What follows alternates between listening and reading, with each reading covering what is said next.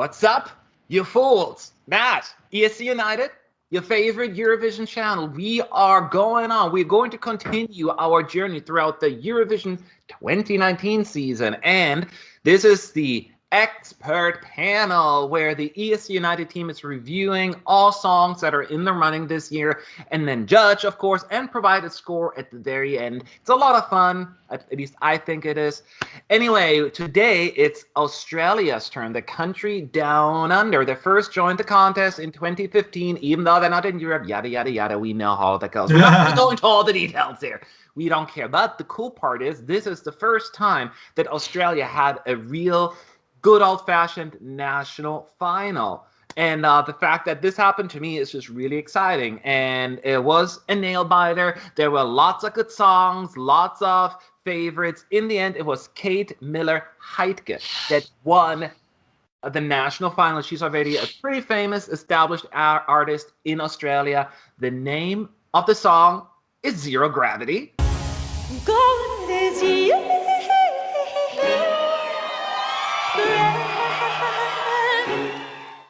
And you know what's happening next? Let's talk about the song. Kelvin, why don't you go first? What do you think?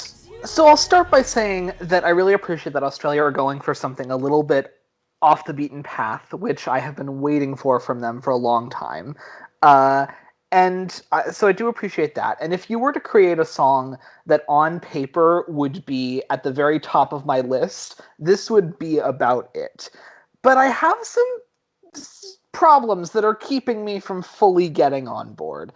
And I think right at the top of that list of problems is that Kate hasn't really adjusted to what it's like to perform for a Eurovision audience. The way she performs the song live is just kind of like in her own little world. There isn't really like a sense of connection between me as a viewer and her as a performer. I'm just not really feeling the song on an emotional level, even if from an intellectual standpoint I understand why I should be enjoying it. And that kind of frustrates my listening experience. I'm also not really a big fan of the very end when the "nothing holding me down" part comes in, because I think the percussion in the background really holds it back and slows it down a little bit in a way that I don't really need in my life. But I do like that it's a bit of a risk, and I appreciate that. And hats off to Australia for doing it. And it's pretty solid, even if I do have some concerns. All right. How about you, Zach? Yeah, I have to really agree. I feel like the song's kind of a mess, but it's kind of an interesting mess. And it was kind of one of the songs that I wasn't really cheering for in the national final. But now that's selected, I do respect the fact that it stands out. But I think out of all the Australia entries as of late, there seems to be this trend where they just started off so strong, and slowly but surely, year after year, we started to see their weak spots. And I think this song is a culmination of all those weak spots, where it's a little, I guess, I kind of feel like it's a little indulgent. It's self-indulgent. It's trying so hard to do so much and stand out as so different that it's losing something that I think could make it potentially magical. And I'm just not sure what it is just yet. But it's just something about it makes me interested. But the other part, there's something about it that really just kind of drives me nuts. And I really don't know what it is. And I guess I just need to listen to it more to really kind of appreciate the nuances and also mitigate some of my concerns about it. I think, the first thing I can tell you that annoys me about the song, I guess, is the chorus, the operatic flourishes. Like, I think the "nothing holding me down" part's the best part of the song. I feel like that's the big crescendo, the big climax that I was waiting for the time before. And just, I feel like there's so much build-up, and that point comes too late. That's very interesting. And I agree to a certain extent what you guys were saying, just with a little bit more of a positive spin on it. First of all, I think it's kind of cool. I mean, the message of the song, it's interesting. She's singing about, how she used to deal with depressions in the past and how she kind of just put that in a nice song. To me, obviously, yes, the song is very Eurovision-esque. whatever you want to call it.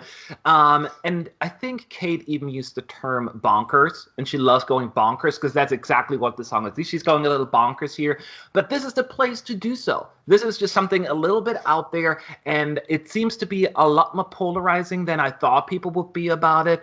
But I immediately embraced it. I just thought she was going balls to the walls, and her voice is great. I find it memorable. I love the parts of that's so cool. And then once she goes to really into the big operatic part at the very end, it's just like, whoa, fireworks.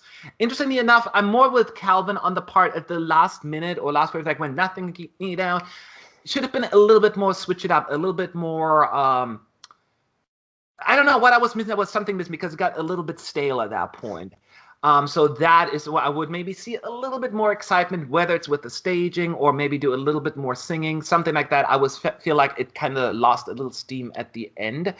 I also agree with Calvin that the only thing I will say is during the national final, Kate, there was a little bit of missing between her and the camera. Like she didn't kind of click and brought us into the song. I do know that the staging is going to change completely for Eurovision. I don't know what she's going to do, but it'll change. So maybe that's for the best because it was pretty over the top. The song already is pretty out there. So I don't know if the staging needs to be on top of it out there because it could be a little bit out there overload. But I enjoy this so much. Yes, it is very different. It is in your face, but I love that it's just off the beaten path. It's just something daring. And previously, they went a little bit more mainstream, comfortable pop. Here, they're going all out. I love Kate. I love the song. I'm a big fan. I wish Australia the best of luck. Potentially my favorite Australian entry to date. All right, Sanio, what do you think? Well, I don't like it. Yeah, sorry. It's Tell us how just- you really feel now. Not yeah, put too fine a point. it's a bit. It just sounds very messy to me. I love opera pop, but it just sounds that it's some kind of mismatch. Like when they were trying to build the song, I don't like the end of the song. Actually, I think it sounds very old-fashioned. The performance in the national final was at least kind of interesting, but it was a bit awkward to have that person in the back, like moving. I didn't really get it, but like I think there was a very wasted opportunity for Australia because they did have better songs in the national selection, in my opinion, especially Electric Fields. Even that boy Aiden with what's the name of the song? I think it was Dust, the name of his song. It was very good too. Overall, their national selection was very good. We should be glad that they're trying, something different and kind of daring, of course. But I don't think that it's it didn't really work. I think there are countries that are, sending more daring songs, but they do make some sense. This one, it's very messy and it's actually uncomfortable to listen to it. All right. Sorry. That is fair. If that's how you feel, that's how you feel. But let's talk about our points. You heard our thoughts. Everyone gets to rate the song from 10 to 1, and then at the very end, we'll also add the entire team score to it. Let's talk this through. Calvin, what's your score? I have some problems, but it's a pretty solid entry. It is Going Away, my favorite Australian entry ever, and so by a margin. And I enjoy it. I give it 7 points. 7 points from Calvin. Zach, your score. Yeah, I think I sound a little harsh in my commentary, but Sonya's one makes me look like the good guy, I guess. Yes. You're no longer the villain. But I like the staging. I like when they said they're changing staging. I'm like, oh no, this isn't good. But I mean, I saw the backup dancer sort of this manifestation of her shadow or inner being, and then when the Nothing to Hold Me Down part, and that's where things go bat-ish crazy. But I didn't swear there, Matt. That's and oh, okay. Well, I'll say it next time then if I really feel emotional. But I think the cool thing about the song is that we're seeing there's this diversity of opinions, and we always say land doesn't win Eurovision. And I think this song's going to do well. For me, I feel there's a lot of potential with it still. I want to see what happens in Tel Aviv. I'm going to give it a 6. All right, 6 points from Zach.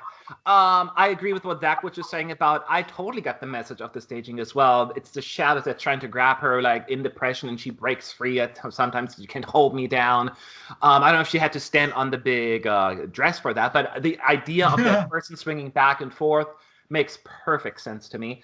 As I pointed out, I love the song. The first song I was going really crazy over this season. It was one of the early songs we chosen.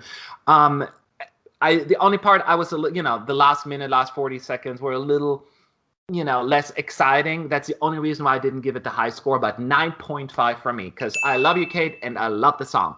9.5 from Matt. Sanio, what's your score? Oh my God. I think it should be the fact that she's such a good singer. It should be respected. So I'm giving her a 5. Oh, that's not bad. It's at least average. Not a bad score at all. Yeah. Yeah, I've seen worse. So there you have it. These are. Oh, I'm sorry. You were going to say something? Nah, it's just that like I don't like the song, but it is, you can see, like, it's not a bad composition. Like, musically, it's not bad. It just feels to me that it's a bit messy, and she's a good singer, so it's like it's a respectful entry. Okay, that is fair. That is fair. So these are our 4 scores, but as pointed out, we weren't the only ones voting. There are a total of 20 plus people voting on the ESC United team. So I combined them all, and here is the final score. For the very first time, no one knows, Australia's final score with the ESC United team is 6.12. So, personally, as you can see, since I put it so high, I'm not happy. I'm not happy with the 6.12. I understand that this seems to me more of a polarizing entry, but I just know, not that I have any evidence, of course, because that hasn't happened yet, but I just have this inkling that this will do much better at Eurovision than people think it will. I just get that vibe from it. Any surprises? Really? Yeah, I think it's going to do way better. It's going to. I cannot say for the juries, but definitely with the televoters. Nah, the televoters aren't going to vote I'll be for it 'cause shocked. it's Australia. I'll be shocked if she does well. I'll be shocked. No, I would not be. Would you be surprised as well, Calvin? I have it currently barely qualifying. Just because I think and that score kind of makes me feel even more nervous for it. I thought our team score would be quite a bit higher. So I'm sort of thinking, like, if you can't appeal to the Eurovision fan base unanimously with this song, you're gonna have a tough time with everybody else. All right. So there's less confidence with the rest of them. I feel a little bit more confident, but we have to wait and see, right? Because we still got ways to go. But once again, 6.12 for Australia. Everyone, do you agree or disagree? Now's your chance. Leave your thoughts below in the comment section. And do not forget, there is a link in the description box to our poll. You can vote as well, provide your score, and then we'll have the readers ranking on top of it. And you can get to see the full score as well from each individual juror. So transparency, gotta have it, right? So this is Australia. Would love to hear from you. We are moving on to the next video. Have a good day.